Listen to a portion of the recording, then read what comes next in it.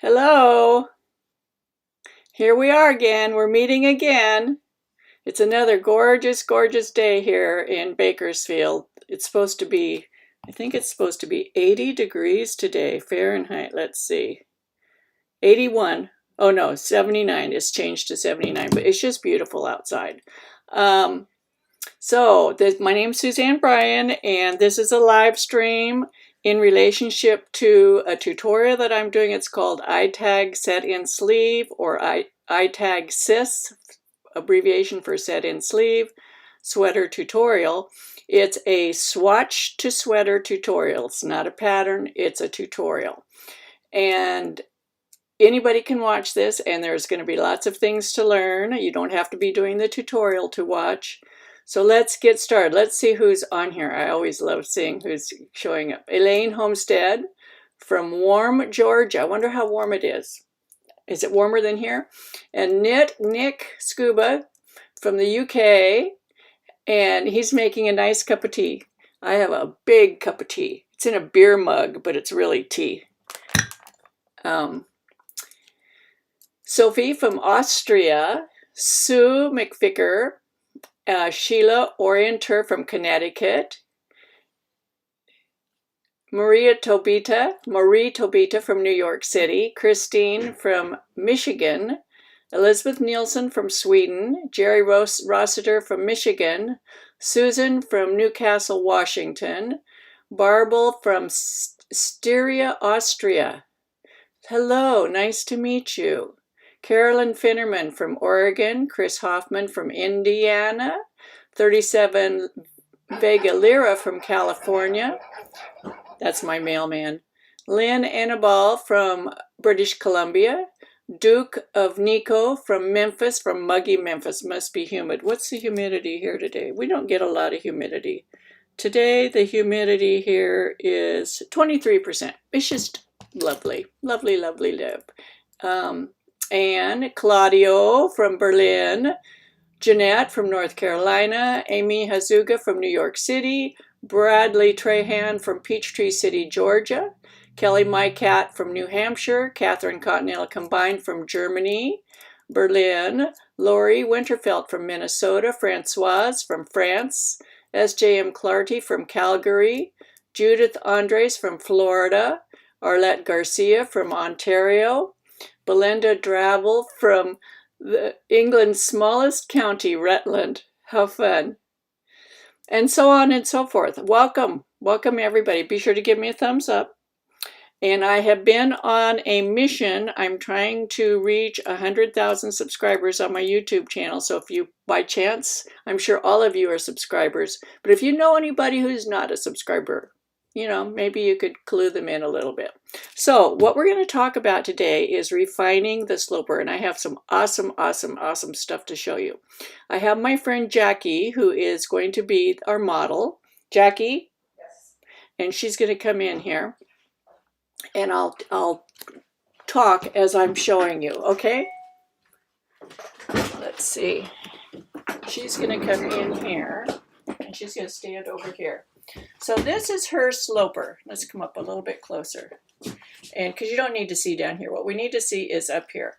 When we first made it, we drew her, I drew her schematic out on 1/4-inch graph paper. And we've made several changes, and we sewed it up.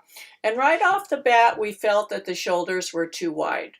So we brought the shoulders in, and I just sewed the body together, not the sleeves yet. Tried it on. The shoulders were about 1/2 inch too wide on each side, even though our measurement was correct. But I think what happens is knitting moves. So even though we had measured 16.5 inches, she really needs 15.5 inches. So we had to bring it in 1/2 inch on either side. We also had marked where her bust was going to be, and I drew a line here. This is a bust dart that's sewn in here, but I drew a marking pin line out so you can see it. And actually, it was 1 inch too low. And again, I think it's because the knitted fabric, this is jersey t-shirt material, it moves, and when you have a 3-dimensional body, it moves in different places. So we took it apart, took off a 1/2 inch, moved the arm side in a 1/2 inch on either side, just the top. And I'll show you the drawings when we're done here. And we moved the dart up 1 inch. Then tried it back on again. We thought we liked it. So then we sewed one sleeve on, and we sewed this sleeve on first. Nope, this sleeve over here. We sewed this sleeve on first. And what we found is, this is the seam line out here, this second black line. See, it's way out here on her arm, the seam line. So we drew a line where we wanted the seam to be. I just pulled the fabric in to where we thought the seam line would look good, and I drew a line right on the sloper. Then we transferred that line to the big schematic, then to the little schematic. You have to transfer everything. And then we did the other side, we cut it out. So we removed that fabric from this part of the sloper, and this is the new seam line. Now, when we did that, because we moved extra fabric, this is the original seam line right here. When we move this fabric over, guess what it does? It pulls on the sleeve cap. So on this side, not only did we cut out some fabric here. We took the seam out, cut the fabric out, moved the seam in, but we added the equal amount to the sleeve cap. So it looks really good. Look at that. Doesn't this look nice? It looks so good. Now, step back a little bit and turn around. There's no waist shaping in here yet. So you can see she's got extra fabric back here. See that? On the front, she doesn't really need any waist shaping. Everything is hanging really good here. It looks really nice. But when you turn her to the back, guess what? This doesn't look good. So it's a really simple. In fact, I have my black, see my black marking pen marks? I just pulled up about 1 inch on either side. It doesn't take very much. And put a dart in here, which will, of course, correspond to increases and decreases. And if I just took 1 inch on each side, and look what that did to the back. Do you see how it hangs nice now? Now turn around to the front. And look what it did on the front. It actually brought this part around a little bit. And it looks so nice. The other thing we talked about in this is I really felt that the sleeves look a little bit bulky. Now she added 2 inches of ease for the body and the sleeves. And I just feel like, to me, they look a little bit bulky. But she's going to be making a cardigan that's going to be split down the front. And she's going to be wearing it over things. So the arm depth looks good. The armhole depth looks good. See her dart there?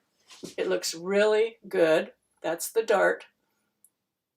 So this part would have short rows right in the front, right in here. And the sleeve cap looks really good. We didn't have to alter the seams on the back. They look good. They look really good. So we didn't have to do anything to these seams or the upper back. We just had to modify the front. We had to bring it in just a little bit right in this area. I think it looks awesome. And Jackie is a superb knitter, and so she doesn't know her worth. Anyway, I can't wait till she knits this sweater. It's going to be so fun. So let me show you. You can go on. Thank you. Thank you. Bye. So let me show you what I did on paper. So we made those alterations on her. These are her. This is her front.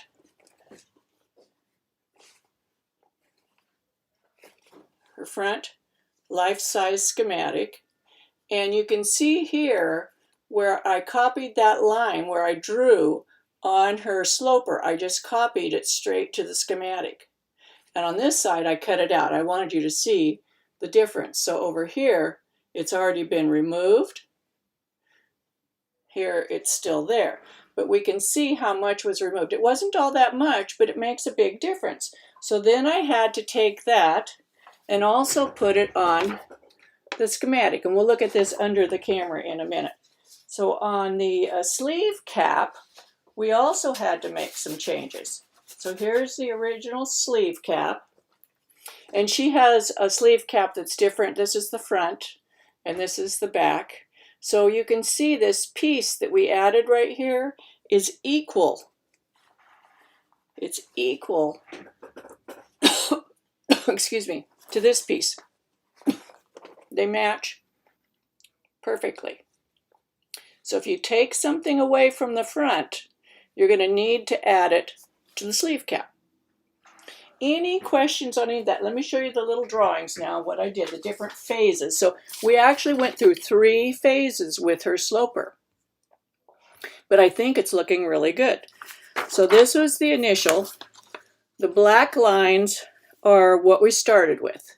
Our first change was we brought the shoulder shaping in by a 1/2 inch on either side. And we raised the bust darts by 1 inch. Then we tried it on. So we tried it on the first time with the big drawing. Needed changes. So we made those 2 changes. We brought the shoulders in, raised the bust darts. Then tried it on again. And we realized we needed to bring this in a little bit. And I just drew it on one side so that you can see this was the original. Now we're bringing this in a little bit. And what I do, I drew it first. Here it is on the big schematic. I literally copied from where I drew on her sloper with the marking pen. Then we took the sloper apart, because I'm just basting, using basting threads, laid it down on this fabric and copied it directly. I put this fabric over the top of the sloper and drew a line that matched the line we had on the sloper. Then I measured this. So it measures 5/8 of an inch. And we know this is 1/4 inch graph paper, so I used 1/4 of that measurement is this right here.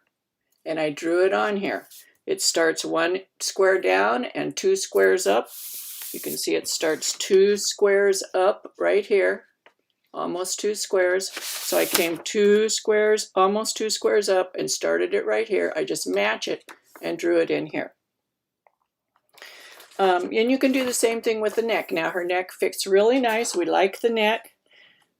Then on the sleeve, let me show you what we did on the sleeve. So you're taking all of your changes from the sloper to the big paper to the little paper. Then on the sleeve, this is where I had to increase just on the front, not on the back. I just added that in directly from the drawing. Her back was fine all along. The back's been absolutely fine. No problem, other than we brought the shoulders in a 1/2 inch on either side. Any questions about that? I'll give you a second. Let me go to my face so you can see me talk instead of looking at my hands. Let's see if there's any questions.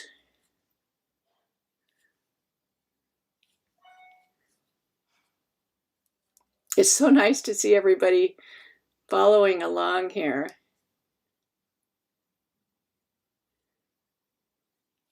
Remember, if you're going to ask a question, put it in all caps.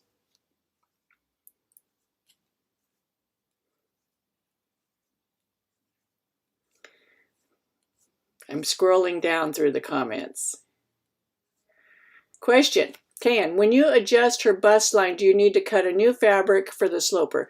You can't. I did in this case because I bought a lot of fabric, but you can just put a patch where you cut it out before, or not cut it, just sew in the dart without cutting it first. Just sew a big dart in, and then you can take it out and move it up easily. Okay? And I'm going to talk about the shirt I have on. Don't let me forget to talk about this too, and I have some other things. And so the back hem is hiking up. It'll be okay when she's done. When we put the back darts in and when she has some ribbing on the bottom, I think it'll be fine. Question, do you do this for every garment? Justine Stewart. I do if it's a new style for me and I'm designing my own garment and I'm not working from a pattern. Yes, but the idea of making a sloper like this is once you make one and you find out how to fit your body, then you know how to alter almost everything in the future, because you find out what you need to make your body look as best the way you like it. Just by adding those little darts in the back. Did you see what a difference that made in the back of the fabric? I mean, it's a very simple thing to do, but it totally changed all that drapey fabric and made it behave. Diane Joel asked, question, do we have to take it apart? You don't have to take it apart. No, you don't have to take it apart. If you feel comfortable just making the changes without taking it apart, that's fine. But I do it on my sewing machine. I use those long basting threads, and I don't tack down the ends, so they pull out really easily. It's not hard to take it apart. And you know, I also wanted to show you something. I think I showed these to you before. You can also use something like this. These little clippies. But they would be kind of in the way, but if you put them on the outside of the fabric and try it on, then you can move them to make your garment fit. But I also draw right on the sloper. That helps a lot because you can actually pull the fabric. Sorry. You can pull the fabric around to where you want it and draw on it.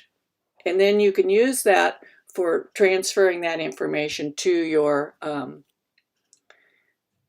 yes, Vanita Tail said, question, any pointers for how to do this by yourself if we do not have another person? Yes, let me show you. That's why I wore this top. But before I do that, well, yeah, let's do that. And then we're going to talk about using knitter's scrap paper today too. So I have this top on, and it's a set-in sleeve. And you can see, and it fits me around here. This part fits me, okay? But look how wide the shoulders are. So I could do something like this. I could use my little clips, and I could pull my shoulder up to where I want it and clip it. I'd rather have my shoulder up there.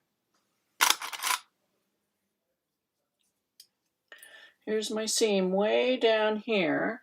I want it up here.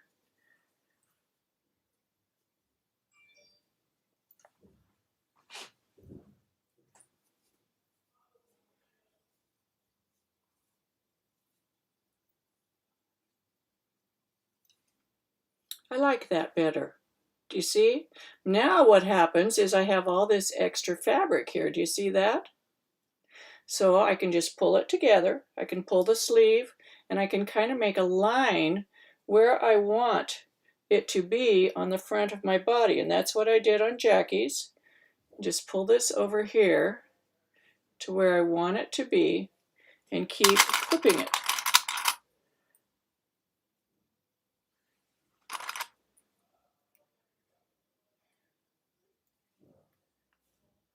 Oh, I got rid of all that extra fabric. Look at that. Isn't that cool? And I would continue doing that. Now see the armhole. Look how deep the armhole is. Oh my goodness, I don't think I want it that deep. So I would have to put it together here.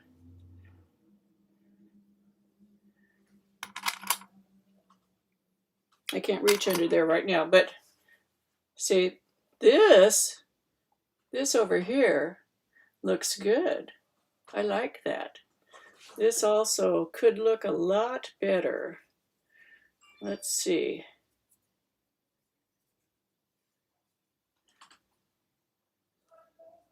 Yeah, I kind of like that. I talk to myself all the time. So let's put these here. You could use straight pins. These little clippies, you could use clothespins, you could use tape. Oh, that's looking better already. Now let's think about, what if we put some waist shaping in here? Let's see, if we put it in here, over here, right here. Let's put some waist shaping in here. Well, that looks pretty good. Let's put some over here.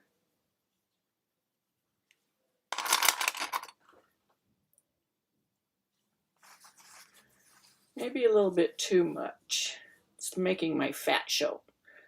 Okay, we'll do a little bit less. Sometimes less is more. Oh, that looks good. That looks nice. I like that. So you don't want it so pulled in that it shows your rolls and all the contours of your body, but you want to have a little bit of shaping. Let's make this one a little bit bigger. Now, I realize you can't see the back, okay? I can't see the back. So what I would do is I would go with the front. I would take it off, maybe do some similar shaping in the back when it's laying, you have it off your body, and then try it on again and see how it fits. It's kind of a trial and error sort of thing. But when you have it where you want it, I really would like my armpits up a little bit. When you have it where you want it, then transfer that information to your schematic. And if this is an old t-shirt that you can mark on, I would literally draw on it. And then you can cut it out and use that to put on your schematic, once you have it the way you have it. Okay? Any questions about that? Is that helpful?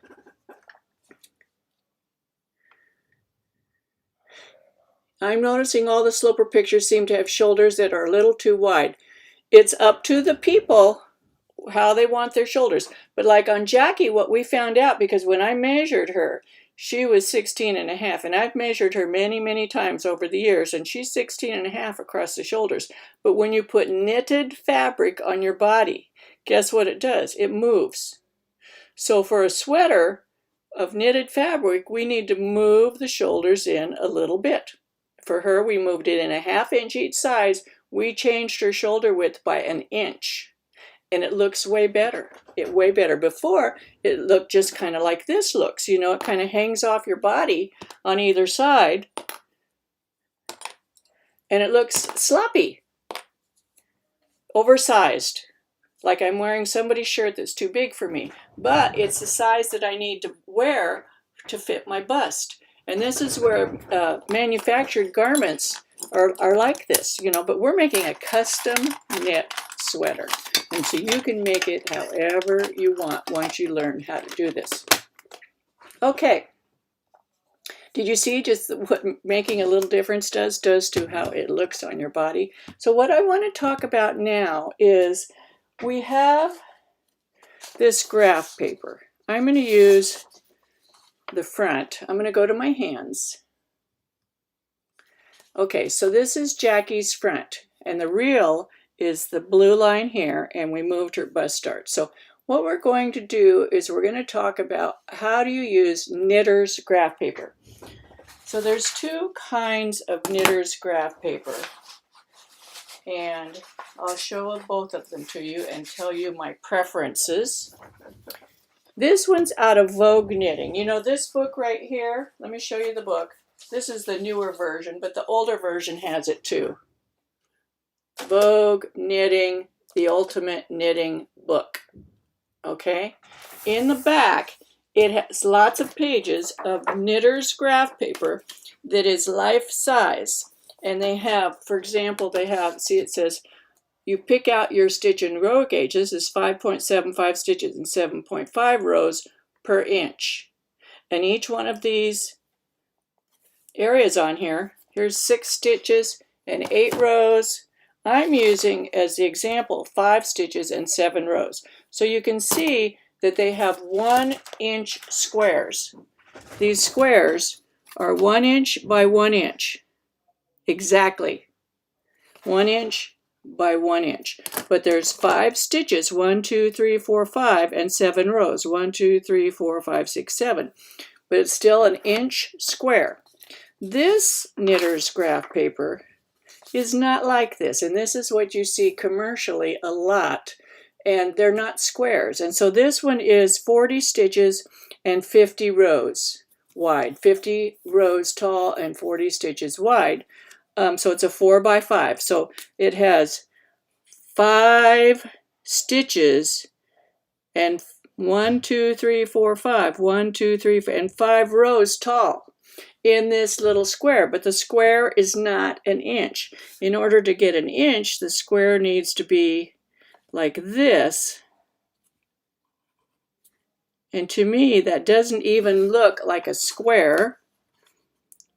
So that's 1/2 of an inch, and this is 5/8 of an inch. So this is not true knitter's graph paper. I don't care for this. And I looked up I printed this off the internet. There's a lot of places where you can download free knitter's graph paper. You have to be careful, because if you're using something like this to plan, this will give you the wrong information. I really prefer this because it's 1 inch square. So this is 5 stitches and 7 rows, and that's my gauge that I'm going to plan on this sweater.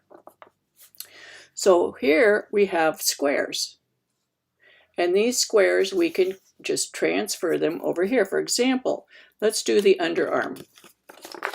We have 1 square down here where it's just 1 square wide, so we can just start right here. Let me get a different color of ink.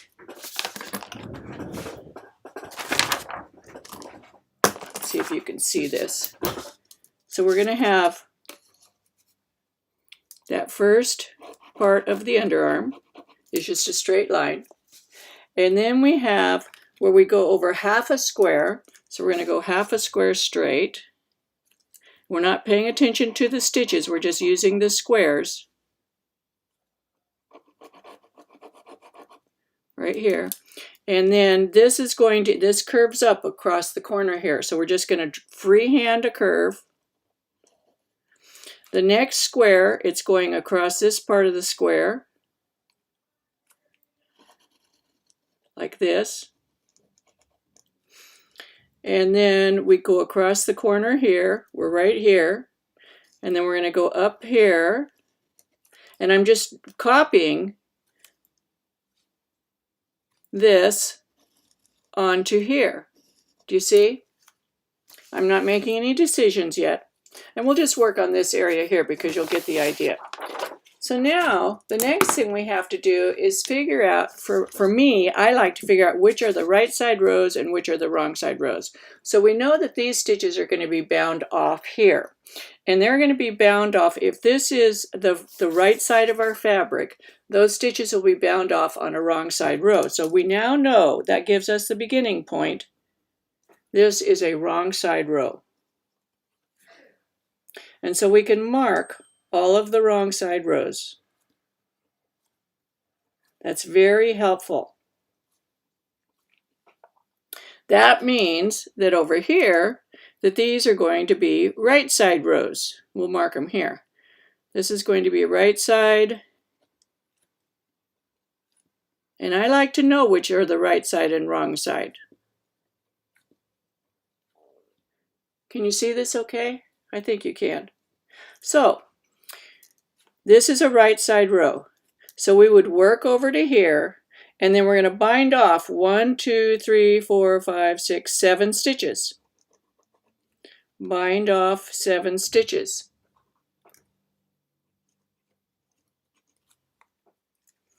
We can use this pin now. Bind off 7. Right there. And then this is going to be this that we're going to bind off, and then this stitch does not really fill in a whole square. So actually we're going to say, okay, we're going to go over to here. So we're going to really bind off 8. Then this is going to be the wrong side row going this way, and it'll go all the way over. And then when we come back, this is a right side row, we're coming back, I follow my knitting, we're going to need to, we're going to lose 2 stitches. So this is here, we're going to come over to here. So we're going to knit this way. We're working a right side row. Actually, we're going to knit all the way to here. We're going to make an SS, knit 2 together. We're going to knit to here. That's going to pull us in 1 stitch.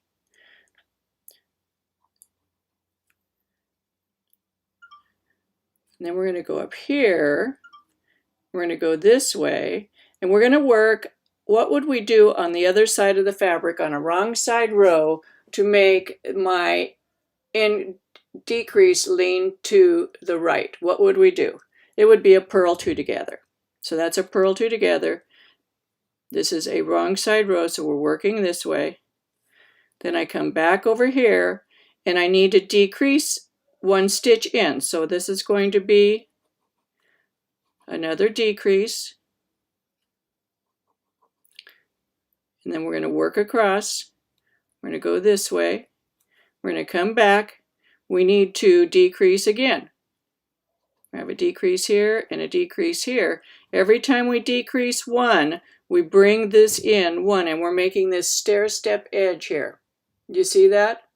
So you just eyeball it and fill it in as you go, and this will give you that nice smooth line of your decreases around the curve. As the work gets a sharper slope here, for example, this would be a stitch, this would be a stitch, this would go up 2 rows, this would go up 2 rows, so maybe even 3, 4, you would start decreasing less often. Now, in this case here, you have a choice. You can make the decreases on the right side rows and the wrong side rows, or you can make 2 decreases like this. A right side row, you could do a knit 2 together and a knit 2 together, and then don't do any decrease on the following row. So for people who need to bring in this at a sharp slope, they're going to need more decreases here, and Jackie's one of those people. Other people, maybe their underarm goes like this, so they will only be making decreases every other row to accommodate this. Does this make sense? Do you have any questions about this? Let me go back up here.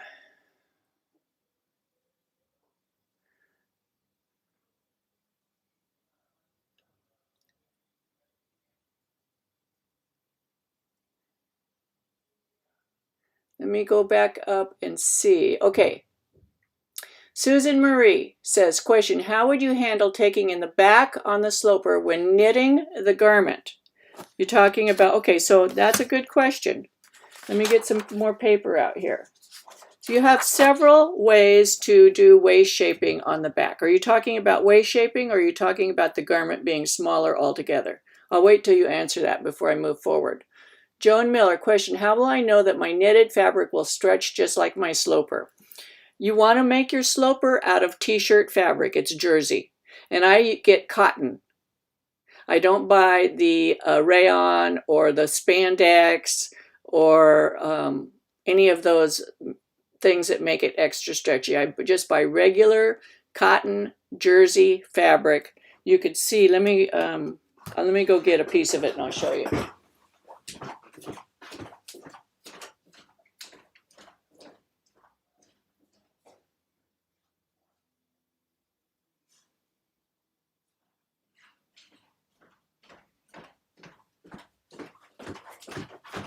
Okay, this is the cotton jersey.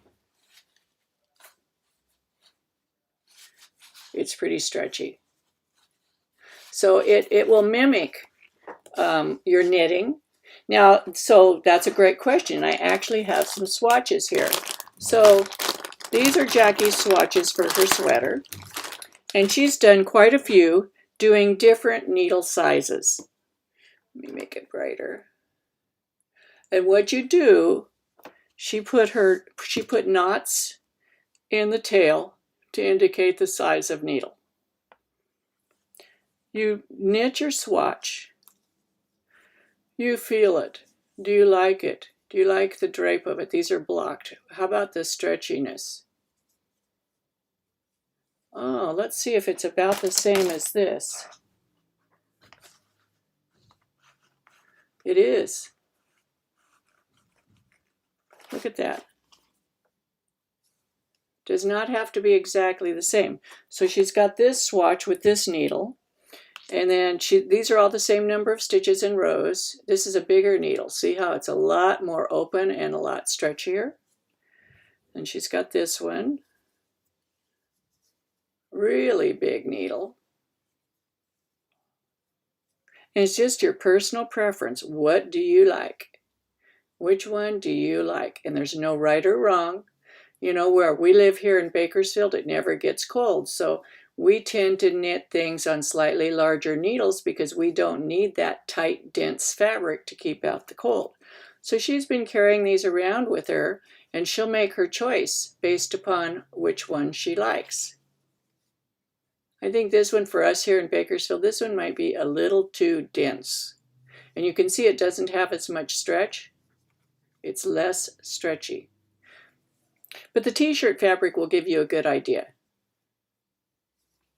And remember, it's knitting. And just like when I talked about her shoulder width, we measured at 16.5, but on her, with the knitted fabric on her body, she really needs 15.5. Okay, so that's Joan's question. Vanita Tayal, question, would you make a sloper as well if you use an old t-shirt for measuring and sizing?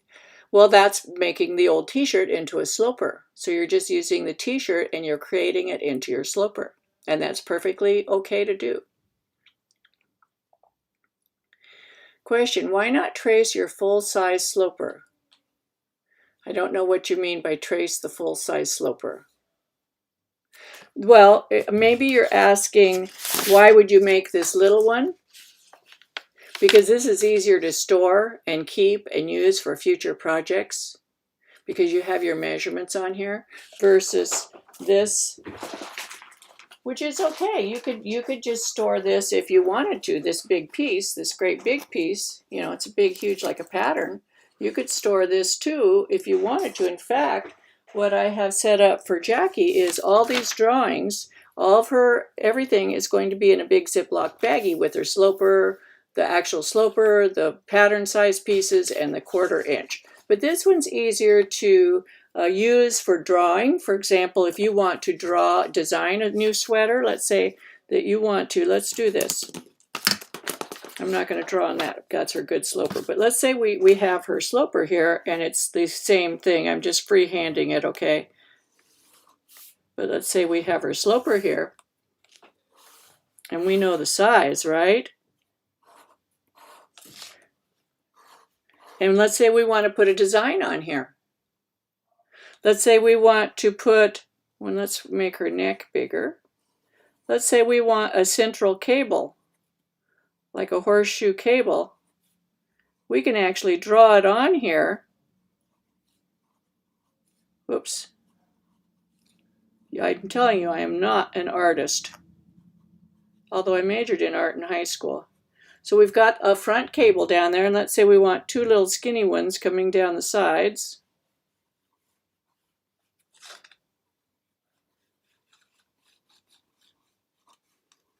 Let's put another skinny one here. You can design a sweater this way, and it's much easier to draw on a little one than it is to draw on a great big giant one. And then let's say we want to have, like, out here, we're going to put like seed stitch or moss stitch, some sort of filler stitch.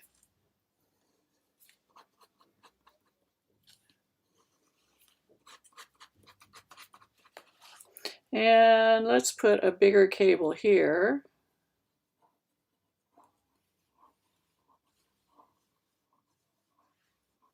And a bigger cable here.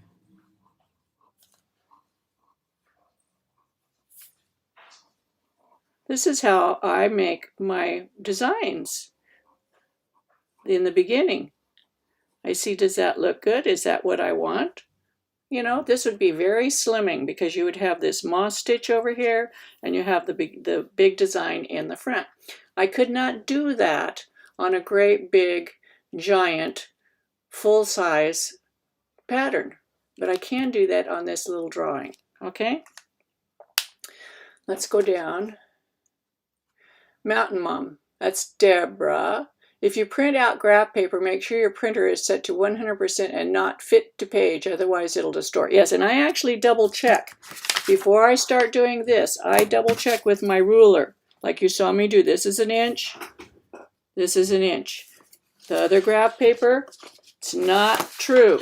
This is not true graph paper. It did not work. And I tried a variety of pages on the internet.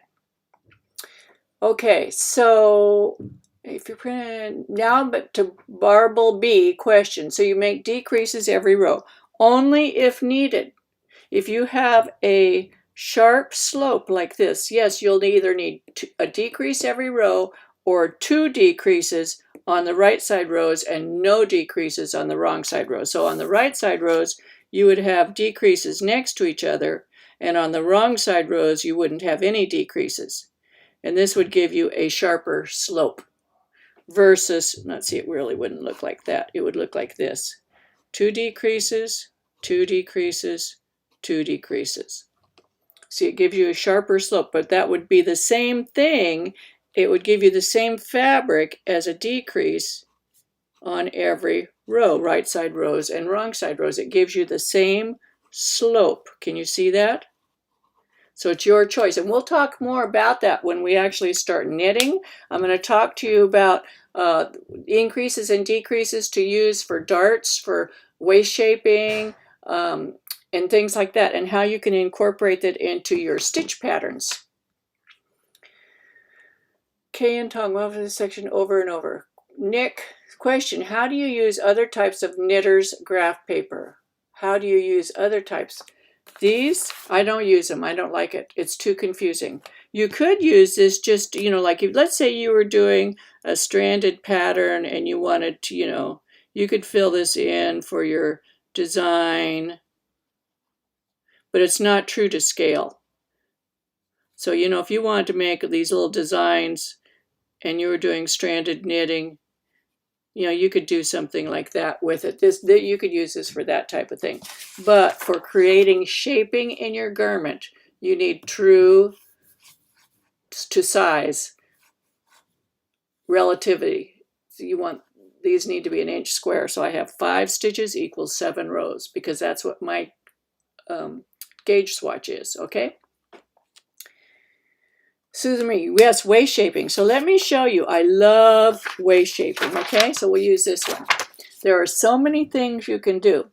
So here we have, and you can do it on the front or the back, okay? Let's say that you're like Jackie. Jackie has a large bust. There's no room for waist shaping on the front of her garment because it would have to be in the same place as her bust starts, and that's just not going to work. So if you can't have waist shaping on the front of your garment, you can have extra waist shaping on the back of your garment. One place you can put it is on the edges. So you could do, let me make a bigger picture. I'm getting too small here.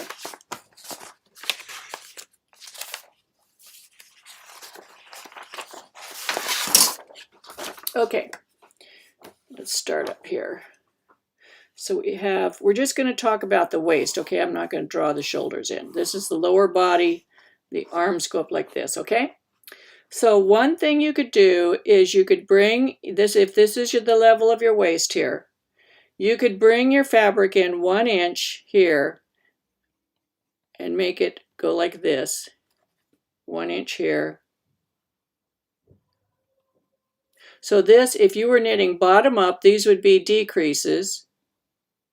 This would be 1 inch straight, and then you would make increases, equivalent number of increases. Now, not everybody is the same top and bottom, so it might be that you have, let's move down here a little bit, same thing, very narrow just of the area of the waist. Let's say that your top is smaller than your bottom, so you might want to have no change up here, but have extra changes here. So when you're starting the bottom of the garment, at the waist shaping area, this is not the bottom of the garment, this is just a snapshot of the waist, you would do your decreases, come to your waist, and then not make any increases or very few increases. You do not have to have the same number of decreases and increases. It depends on your body shape and your schematic. So and then another thing that you can do, whoops, I froze. Oh no, my camera, in my life, okay, it froze for a minute. I wonder how long I was frozen for. Okay, we're still here. Let's say that, and we're still talking about the back, You can do that waist shaping on the side, but you could also do your decreases in a line here that would pull the fabric in straight for an inch, and then do increases here. And this is how I really like them. And this is what I did on Jackie on the back of her. I made the darts on the back. So these actually are decreased stitches. Let's say you want to decrease an inch. You're getting 5 stitches to the inch, so you would have to decrease 5 stitches if you have 5 stitches to the inch. If you're getting 7 stitches to the inch, you would to remove an inch, you would have to decrease 7 times. And I spread it over. This area here is 1 inch. This area here is 3 inches. This area here is 3 inches. So you would spread those decreases over 3 inches. You would knit an inch straight, and then you would spread your increases over 3 inches or whatever distance you want. So you can do 1 inch here, 1 inch here, and you can do the waist shaping at the side if you want to pull your garment in a lot. That would decrease it by 4 inches across the back. If you're able to do front waist shaping, I would do this and this on the front, and I would do it on the back, and you would not have any of these. Let's say that on the back of your garment or on the front of your garment, let's say that you have some cables coming down.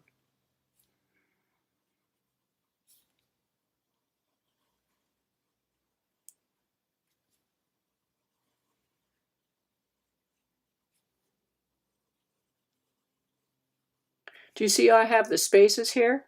This is where and this is the bottom of your garment.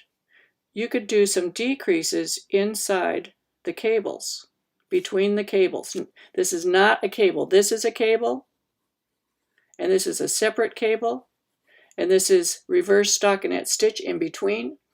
You can put your decreases in here, so it actually gives you this little V shape down towards the bottom of your sweater on the front and the back, or just on the back if you have a large bust. It's easier to put all the waist shaping on the back. Susan Murray, does that answer your question? CDR Butler, question, how many yards of the jersey fabric did you buy for the sloper? I actually bought 3 yards because I'm making 2 slopers, so 1.5 yards. You'd have to see, and the jersey fabric is it's knit in a tube. So however long your body is plus how long your sleeve is, that's how many yards you need to get. So let's say that your body's going to be 24 inches long and your sleeve is going to be 22 inches long. You would need 48 inches and get yourself some extra. Okay? Maybe even longer. For Jackie, I needed her 24 inch twice, so 48 inches. Plus 22 inches for the sleeve, so that is 70 inches. 2 yards worked for her then, okay? That's how you kind of figure it out.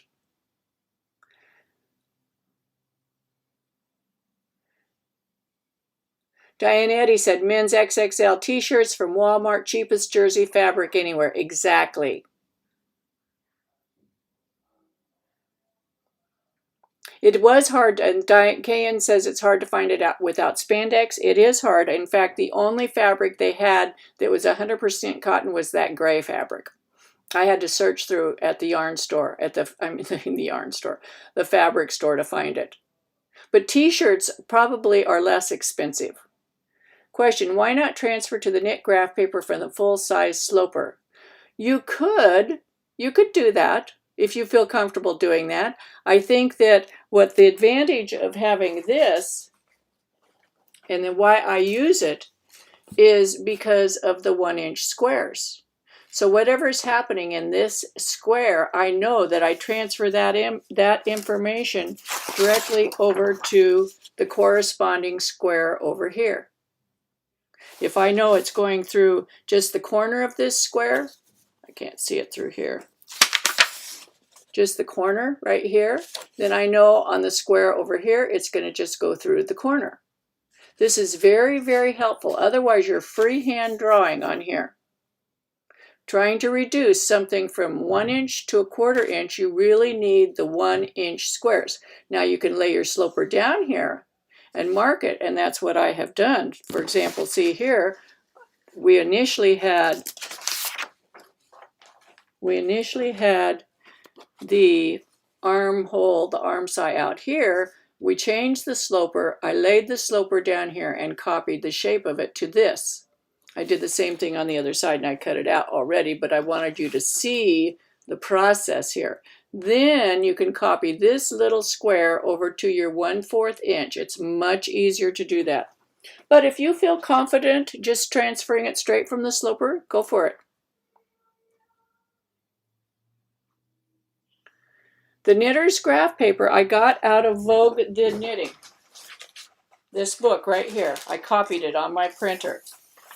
This book. I like it the best. Vogue Knitting, the Ultimate Knitting book. In the very back of the book, it has all kinds of Knitter's Graph paper, every kind of stitch gauge. And it says at the top, the stitch gauge. And there are these squares. And that's what I like, is the squares. If you're just designing something like stranded knitting or something, it doesn't matter. But we're not using it for designing a stitch pattern. We're using it to transfer information in a relative size, and that's why we need that. Andrea Miller, thanks, Suzanne. Copied it from, yes, I copied it right. Comment, Gillian, your camera was only frozen for a few seconds. Thank you. I was worried because I was looking at my hands offside. I looked up, my camera was frozen. Okay.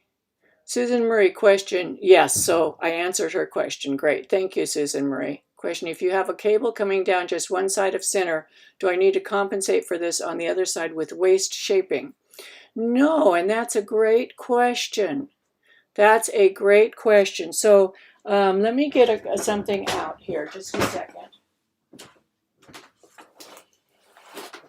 This is one of the teaching tools that I use in my boot camp class, the boot camp 2, when we work on cables, is we talk about stitch equivalency, and I will be talking about stitch equivalency as we start knitting. We're still just in the design process right now. And if I talk about knitting and designing at the same time, you'll get confused. And once we start knitting, actually, the knitting will be very easy because you've already done all of the hard work, which is the designing. So both of these swatches are 20 stitches wide. This is 20 stitches wide. This is 20 stitches wide. Same yarn, same needles, same knitter. So if you decide you want to add cables to your garment, let's say on the front of the garment, you're going to need to add stitches to compensate for it because it's going to pull in on the fabric. In fact, this is 20 stitches wide. It pulled in 6 stitches worth, more than an inch. This is 5 stitches to the inch gauge. It pulled in more than an inch. So I would have to, it's only 14 stitches wide in relation to this. This is equal to 14 stitches of stockinette. So I would have to add 6 stitches in here to compensate for the cables, and I would have to decrease 6 stitches up here to again compensate for the cables. That's called stitch equivalency, and we'll talk a lot about that when we get to knitting. Okay, this is why I keep saying knit your swatches, pick your swatches. You're just swatching right now. Pick different stitch patterns because we're going to use the information from those swatches to determine how we're going to fit it into our schematic. So if you knew that you were going to put this cable in the front of this schematic, and up here it's equivalent to, this is equivalent to 16 of these stitches, but it takes 20 stitches to create it. We would have to add in 20, this is 14 stitches. We'd have to add in 6 stitches. So this is equivalent to 14 stitches of stockinette, but it uses 20 stitches to create this 3-dimensional fabric. So we have to think about that. And let's say you're going to have stockinette over here on the sides, and you're going to have some cable in the middle. You need swatches for every little thing. And you can also use this as information when you're figuring out how much yardage you're going to need for your garment. For example, if you're going to have a third of the fabric, if we have a third here and a third here, in stockinette and 1/3 in the middle, in this stitch pattern, we have to figure out how much more yarn is this going to take than this. And you can do that from the schematic and knowing your stitch and row, the weight of the yarn, how much you used. Okay.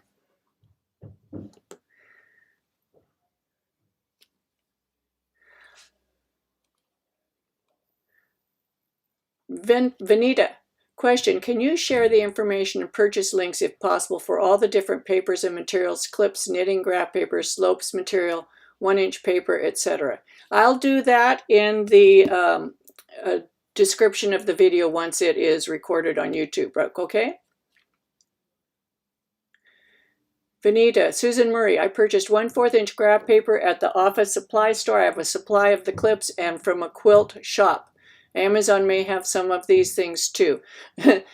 Yes, I need to have an Amazon shop. I could put all my favorite things in the Amazon shop. Okay, any other questions? Let me go to me. Did you learn anything today? Was any of this new? Do you think it's helpful? I will tell you, if you've never made a sloper for yourself before knitting a garment, this is going to be the most eye-opening thing you've ever done. You're going to learn so much about your body. And I use from that, I showed you my sloper last week, and I'm making a new sloper for this one. It just changes your whole thinking about knitting garments for yourself. And in the future, things will fit you. They really will. It makes a big difference. And you know, you hear people say over and over and over, oh, they knit a gauge swatch and it didn't fit. And they'll say, swatches lie. Swatches don't lie. You need to make good gauge swatches. And then you need to allow them to rest. You need to carry them around, stretch them, manipulate them, allow them to rest before you measure your gauge. Of course, they have to be blocked before you do that. But anyway, I think we covered a lot. I'm not putting out any new written material this week because I think we need to catch up on our slopers. You need to do the sloper. I highly recommend making, you cannot hold me accountable if your sweater doesn't fit if you didn't make a sloper. Okay? Jackie, do you still have your sloper on? Yes. Jackie's going to come in here. So Susie H said, if you put all the waist shaping in the back, doesn't that pull the front panel of the sweater towards the back? Let me show you. So we'll move all this. I think I'll wear this to dinner tonight. What do you think? I think it looks good. You could just dye it. Okay, so let's take the pins out. Okay, there's no waist shaping in this at all. This is just straight down, okay? And Jackie has a very hourglass figure. She has a waist here, okay? She just has really big boobs. So, but you see how this is kind of in here? But if we put waist shaping in here, we'd have to put it here, which is the bottom of her boobs, and that would not work very well. So on her, if you didn't have this problem, yes, put some waist shaping in the front. I put waist shaping in the fronts of my garments because I have a much longer body. Do you see that? Yes. Big difference, okay? She's shorter than I am, so she doesn't have any space here. Here's my waist way down here. Here's my boobs way up here. Here's her boobs. Here's her waist. There's not enough space, okay? So for her, it's not an option to put waist shaping in the front. And if we turn her to the back, we can see, look at all this extra fabric back here. It makes it look sloppy. So we're going to put the waist shaping in the back. And I put quite a bit. But it's trial and error. You put in your waist shaping. You see what it looks like. Do you see how the loose fabric went away? Now let's see what it did to the front. It actually makes the front look better because it did. It pulled some of the fabric right here under her bust to the back. So look, see her waist here? Do you see what happened? We didn't see that waist before. Let me take them out.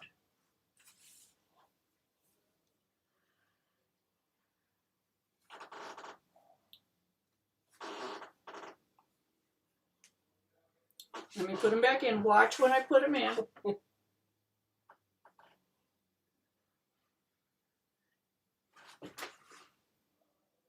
You see it pull in the fabric? It gives her, it just makes it look really nice. Put your arms down. See, it looks nice here. Do you see that? Okay, turn around. We could put this one a little bit.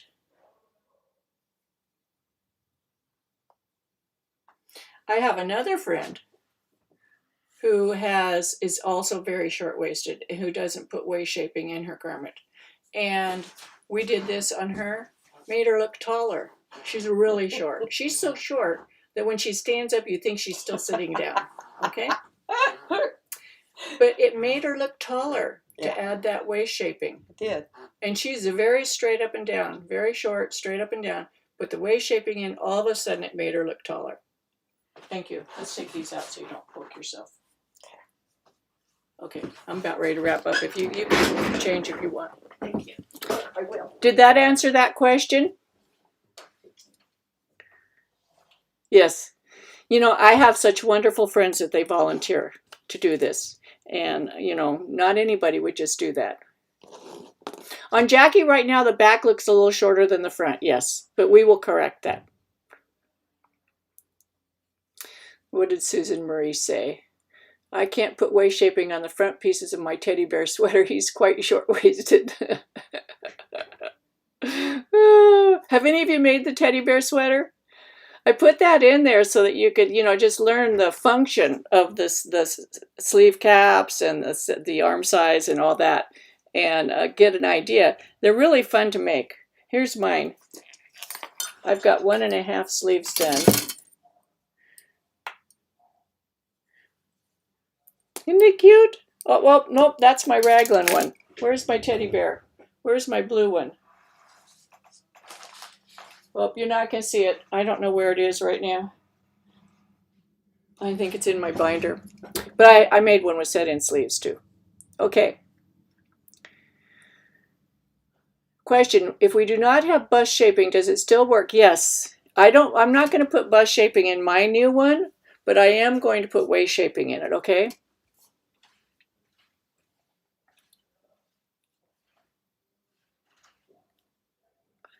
Would you use some short rows in the back so it wouldn't hike up? Yes, exactly. Down lower. Not at the top. You don't need them at the top. You need them at the waist or lower. I would actually put them below the waist shaping. Last time I showed you a sweater that I have with short rows, I think. Maybe I didn't, but add waist shaping. Do add waist shaping, even if you feel like you don't have a waist. If you don't think you have a waist, still put waist shaping in. It'll make you look like you have a waist. Oh, the Ravelry questions. Thank you, Demetria. Oh my gosh. Let me go to Ravelry. There's going to be questions on here. Maybe I covered them already. Let's see. Questions for this live stream.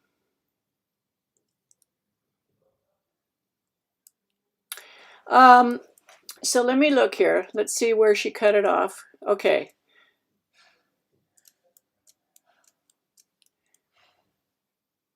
The Susan Marie has a couple of questions. Let me address hers, okay? She wants to know about on the, let me find. Okay, on here. Let me go back to my hands. Okay, I added on K and L, I added a line here for ease. Because some people, if you're making, like, I think a lot of people for a set-in garment are going to have, like Jackie's, this is Jackie's, she's going to have 2 inches, actually this isn't Jackie's, this is Claire. She's going to have 2 inches of ease, okay? 2 inches of ease is pretty good for a set-in sleeve. I'm going to use 2 inches of ease for mine, but it depends on the weight of the yarn. I'm going to use fingering weight yarn. Jackie's using sport weight. If you're using heavier weight yarn, you might want to have a little bit more ease. So I put the ease line in here. So for Claire, her armhole depth would change to 15.5, and her armhole circumference would change to 19. And what that would do, the first one is measuring from here to here is K. So if you add 2 inches to this, it adds 1 inch in the depth. If you add 2 inches to the circumference and you subtract the K, both of these you've added 2 inches, you're going to get the same number for on the, let me find my page.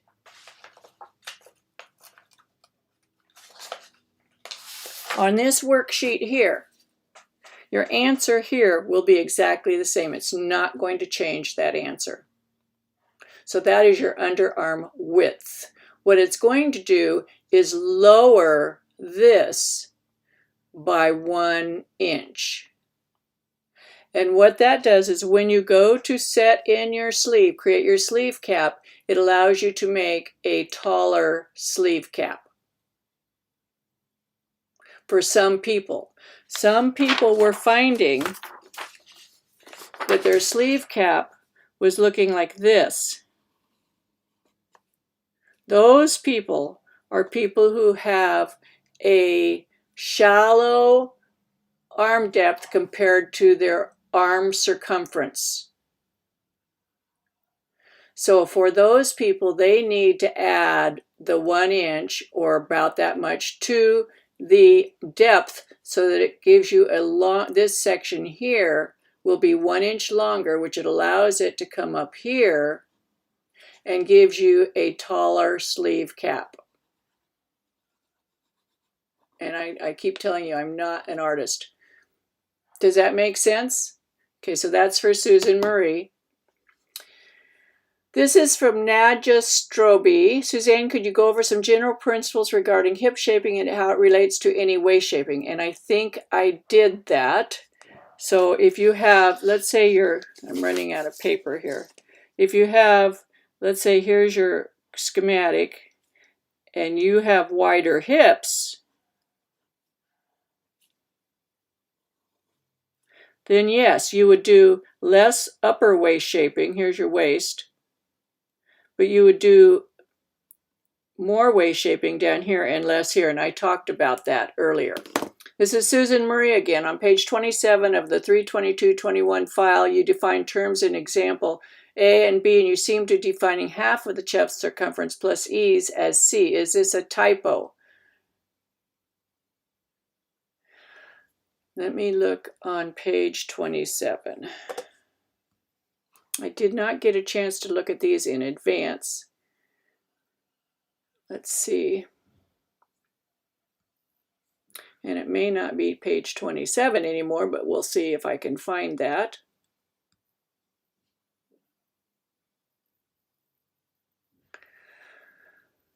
Okay, page 27.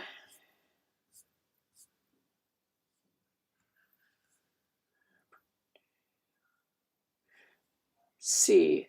It's C, the C that it's referring to, 20.7 minus 20 equals 27, C minus 16, B equals 4.75. I'm going to have to look at that later. I can't think about that right now and give you a good answer because I can't do math in my head and live streams at the same time. And I'll do that about page 32. Question, this is S. Danbury. Question, when drawing the pattern for a sloper, how far do you draw past your actual measurements to accommodate seaming?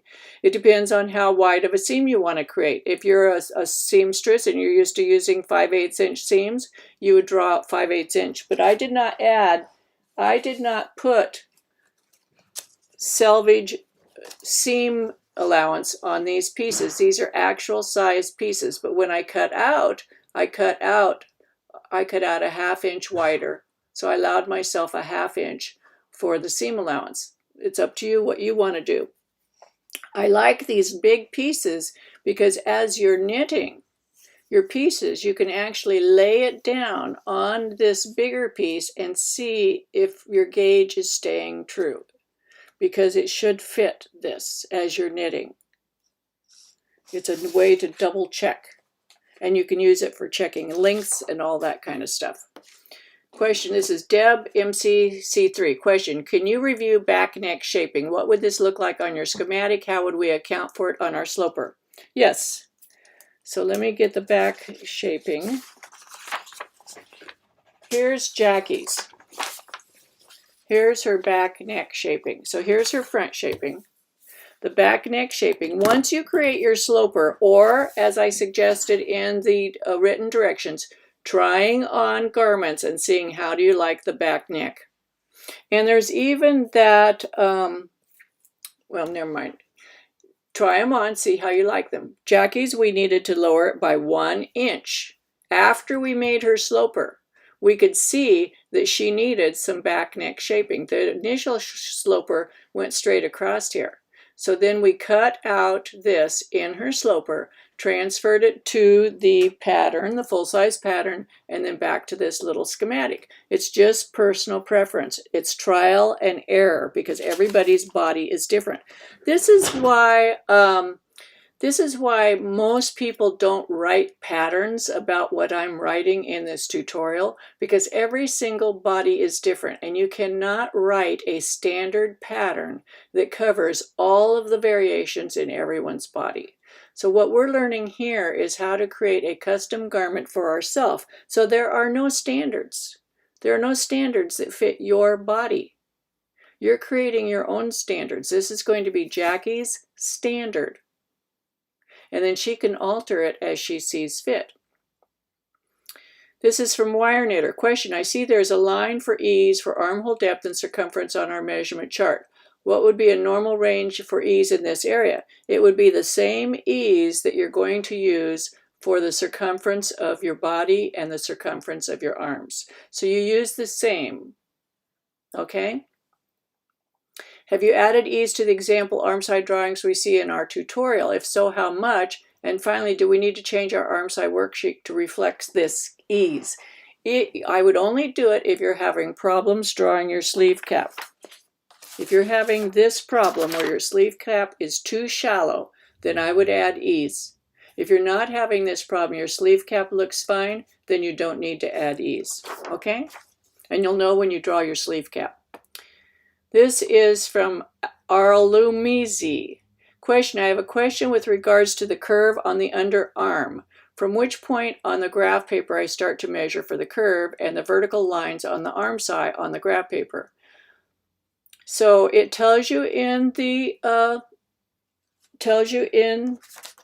directions. For example, let's say that you have a 2 inch. This is 2 inches. This is a crude drawing. You divide this in half. This half is going to stay straight. This half, whatever this is, in this case it's 1 inch, you draw up 1 inch here, and this is your curve between those two. Whatever your measurement is. If your measurement is 2.5, then you'd have 1.25 and 1.25, and this would come up 1.25, and this would be your curve. Okay? Question, this is Knitty Girl. Oh, and today's her birthday. Happy birthday, Diana. Question, here's a picture of my sleeve cap schematic. Do you see how hers is very flat? So she needs to add, this is exactly, let me share the screen. Oh, I don't have it set up to share the screen. Hers looks like this. Exactly like this right here. It's very flat. So she needs to add the underarm ease. You need to add ease, Diana. Okay, that's all of the Ravelry questions. Does anybody else have a question? Thank you for reminding me, Demetria. Back of the teddy bear question. Would you use some short rows in the back? Yes, I already answered that.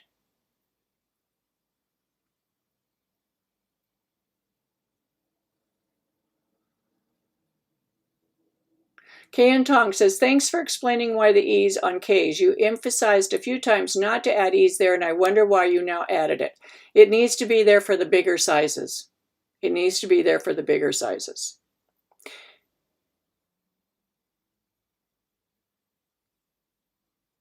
Question, could we use the Pellon grid pattern later for blocking? That is an amazingly astute question. That is so awesome. Yes. So what I would do is once you make, I'm going to go back to my face, once you make your life-size pattern, and see it says front, and the back should say back, and I would put your initials on it and the date you made it, because you'll refer back to it, and it's a good thing to have your name, your initials, the date, and the piece. So then I fold it up, and I take all the pieces that are, here's the sleeve, and it says back and front. They're written on here because this is the front sleeve, this is the back sleeve, and fold it up. And all the little diagrams, everything you used, your knitter's craft paper, the 1 inch, the 1/4 inch paper, and the sloper, put them all together and store it in a big Ziploc baggie so you have it all in one place. And then you'll refer to it many, many times. I have used my previous sloper many times. It's been very helpful in learning how to make things that fit me. Okay, I'm going to let you go, and we'll see you the next week on Saturday is the day before Easter. I'm going to be here, and there'll be another section of the tutorial that'll come out in this next coming week.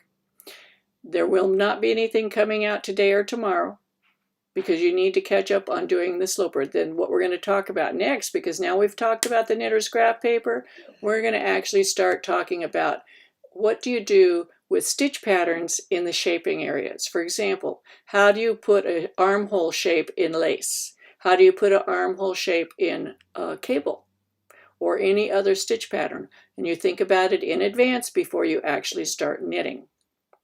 So we'll let you go, and we'll see you here same time. Oh, I made a new video about seaming. Be sure to watch it and share it with your friends. Give me a thumbs up. Subscribe if you haven't subscribed. Share my videos with other people. I really want to hit my 100,000 subscriber target. If you like what I do for you, then you can do that for me. Okay? We'll see you next time.